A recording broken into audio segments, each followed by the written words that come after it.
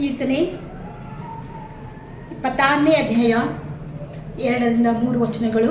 ದಯವಿಟ್ಟು ಸಭಿಕರೆಲ್ಲರೂ ತೆಗೆಯಬೇಕು. ಕೀರ್ತನೆಗಳು 26ನೇ ಅಧ್ಯಾಯ 2-3 ವಚನ ಭಾಗ.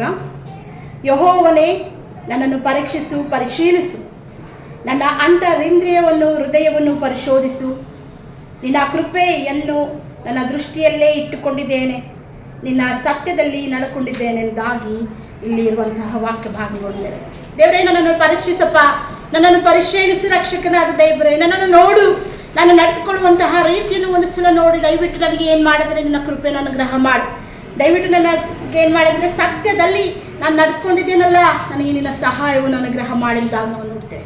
ನಿನ್ನ ಕೃಪೆಯನ್ನು ನನ್ನ ದೃಷ್ಟಿಯಲ್ಲಿ ಇಟ್ಟುಕೊಂಡಿದ್ದೇನೆ. ದೇವರೇ, ನಿನ್ನ ಕೃಪೆ ತೋರಿಸುವನೆಂದು ನಾನು ದೃಢವಾಗಿ ನಂಬಿ ನಿನ್ನ ಕೃಪೆಯನ್ನು ನನ್ನ ದೃಷ್ಟಿಯಲ್ಲಿ ಇಟ್ಟುಕೊಂಡಿದ್ದೇನೆಗಾಗಿ ಪ್ರಾರ್ಥನೆ ಮಾಡ್ತಿರುವಂತಹ ಪ್ರಾರ್ಥನೆಯನ್ನು ಗಮನಿಸ್ತೇವೆ.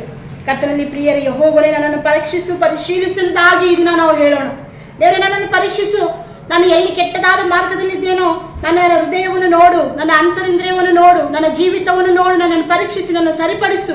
ನೀನಲ್ಲದೆ ನನ್ನನ್ನು ಸರಿಪಡಿಸುವರು ಯಾರೂ ಇಲ್ಲ, ನೀನಲ್ಲದೆ ನನ್ನನ್ನು ಸರಿ ಮಾಡುವವರು ಯಾರೂ ಇಲ್ಲ. ನನ್ನ ಹೃದಯವನ್ನು, ನನ್ನ ನಡತೆಯನ್ನು ಸರಿಪಡಿಸು, ನನ್ನನ್ನು ಸತ್ಯದಲ್ಲಿ ಸ್ಥಿರಗೊಳಿಸುವುದಾಗಿ ಈ ಒಂದು ಕೀರ್ತನೆಗಾರನು 26ನೇ ಅಧ್ಯಾಯದಲ್ಲಿ ಹೇಳುವ ಹಾಗೆ ನಾವು ಅಂತ ಒಂದು ಪ್ರಾರ್ಥನೆಯನ್ನು ಮಾಡೋಣ. ಆ ವಿಧವಾದಂತಹ ಜೀವಿತವನ್ನು ಜೀವಿಸಲಿಕ್ಕೆ ಕರ್ತನಲ್ಲಿ ಹಂಬಲವುಳ್ಳವರಾಗಿರೋಣ. ಹಾಗಾಗುವಂತೆ ಕರ್ತನು ನಮ್ಮೆಲ್ಲರಿಗೂ ಶುಭವನ್ನು ಅನುಗ್ರಹ ಮಾಡಲಿ. ಆಮೇನ್. ಹಲ್ಲೆಲೂಯಾ.